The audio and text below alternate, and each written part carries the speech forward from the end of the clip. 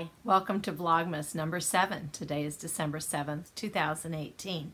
I'm Donna from In a Pickle Knitting, and I'm here with a vlog about some children's literature for the holidays and a felting craft, or not needle felting, but a craft made from felt. My theme this year is the 12 Days of Christmas, and I've been using this book, The 12 Days of Christmas by Helen Hagel, which discusses the symbolics or the symbolism behind the different verses of the 12 Days of Christmas. And this point of view is controversial. Some people say not, and that there's a different history. But whether it is or not, it still could be used this way because they have made an interesting comparison there. So today is the 7 swans of swimming. And the way that the author describes this is that a swan, when born, is a cygnet, and they're not always terribly attractive, but through time they grow and become graceful and beautiful. And that's the same with people. Through the gifts of the Holy Spirit, we also can change and become more beautiful. So I'm going to read to you, she explains here, and here are her 7 swans of swimming. And then she quotes from Romans 12:6 through 8. We have different gifts according to the grace given to each of us. If your gift is prophesying, then prophesy in accordance with your faith. If it is serving, then serve. If it is teaching, then teach.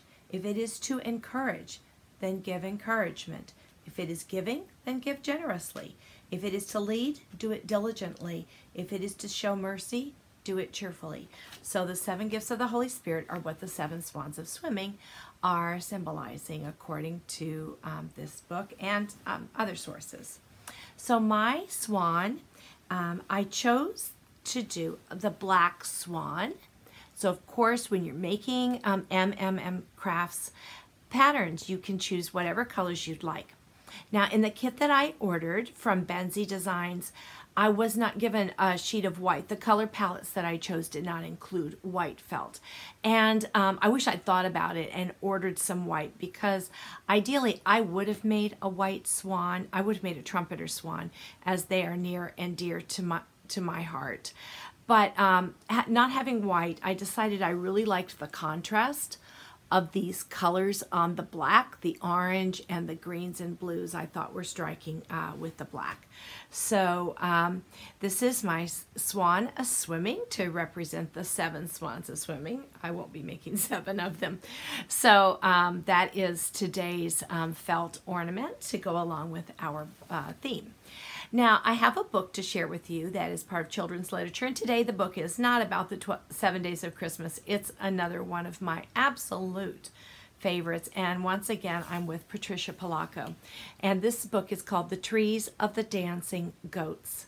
This story is a wonderful one, particularly if you have a family that is mingling the Jewish and Christian faiths, because this book is about, always Patricia writes from her life, and her family was Jewish, and her grandparents had immigrated from the Ukraine and South Georgia and spoke Russian in their home, and her neighbors, their neighbors, when this is Patricia at a young age, their neighbors were Christian, and farmers, these were people were of farming background, need to rely on their neighbors. There are many things and projects that happen within the farming life that are aided by having neighbors for help.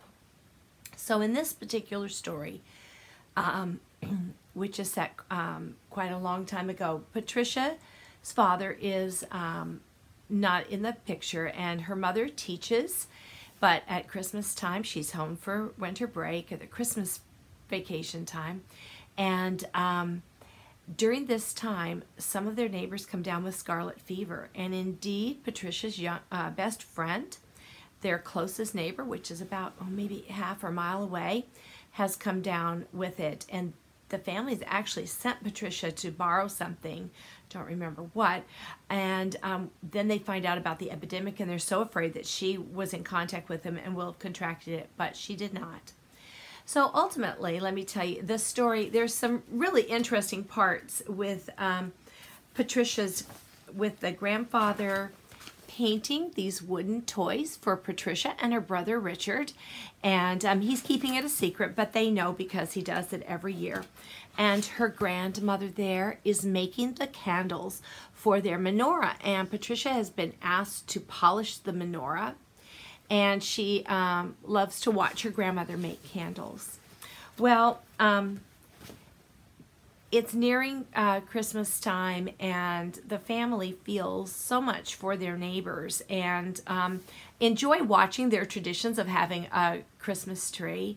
But they've all been so ill that none of them have their trees, and they decide to go out and get some trees and to you can see here, and to decorate them with paper chains and some of the animals, these wooden animals that the grandfather had painted for Patricia and her brother. And the babushka, the grandmother, says she put one of her homemade Hanukkah candles into each food basket that they're going to deliver along with these trees to their neighbors, so they will have the light of God in their hearts, and so that God will protect them and make them well again. So they're sharing the most treasured parts of their faith with their neighbors. So they deliver these trees, and they forever remember that Christmas as the tree of the dancing goats, because one of the favored little animals was a dancing goat, and having been beautifully painted by the grandfather. This is a beautiful story. It is about neighborliness and being truly kind to one another. So that's all I have for you today with the book, and I'll have a little tidbit at the end to share with you on opening up my Advent calendar bits and pieces and beautiful pieces of yarn and other goodies. So I may not be back on Sunday. I'm sorry, on Saturday. But I will, in that case, have two to upload for you on Sunday. So it's possible I could have something on Saturday, but I would not count on it, and don't be surprised if it's not there, because I'm just not sure I'm going to be able to pull that off. But 2 on Sunday then for sure if I miss Saturday. And I hope you'll join me back here again. Thanks so much for listening. Bye.